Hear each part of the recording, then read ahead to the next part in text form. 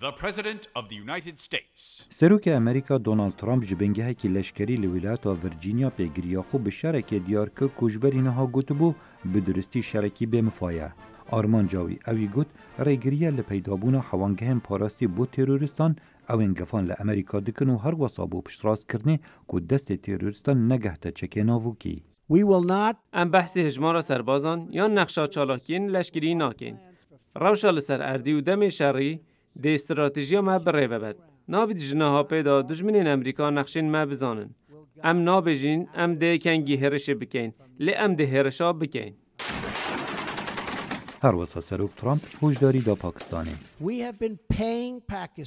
ما میلیاردها دلار یه داین پاکستانه. لهمان دمدا تروریست و چکداران دحوینن. لی اوه دبید بهتا گورین. و بده مدست و بهتا گوهارتن. نیگرانی هیا گواشکا زورتر لسر پاکستان بیتا کرن. بودمکی درش کمالین تروریست لپاکستان جهدگرن و هیرشان لآلیه دی سنوری پکتینن. گوه هیا کارودانه که دناف پاکستان دا بکد.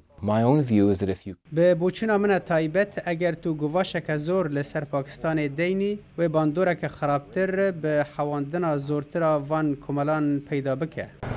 سروک حکومت افغانستان پیشوازی لحلویست سروک ترامپ کرو به برجواندی هفبش ناف کرد.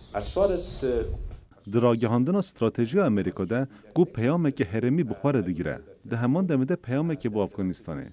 ام آمادن لسر تواهی پرسان هفکاریه بکن. او افت برجواندی و ما او امریکا ده. سکرتیر گشتی ناتو یان استولنبرگ پیشوازی لاستراتژی سروک ترامپ کرو گوت هف پیمانی لشکری یا بری برایتی امریکا هشتا پیگری به افغانستان هیا و استراتژی سروک ترامپ لسر پیدویانه و نگری دای بدمه که دیار کری. هفریکیا افغانستان دیگل هبونا حکومت کادا بجبوی و بلافبونا گندلیه بو اگرا پیدابونا گفان لسر امریکا. سروک ترامپ گوتا افغانیان پیگری امریکا و پشتوانیاوی بیدماهی کنابد و گل امریکا چاوریا انجامان دکت. خالد فتاح دنگی امریکا.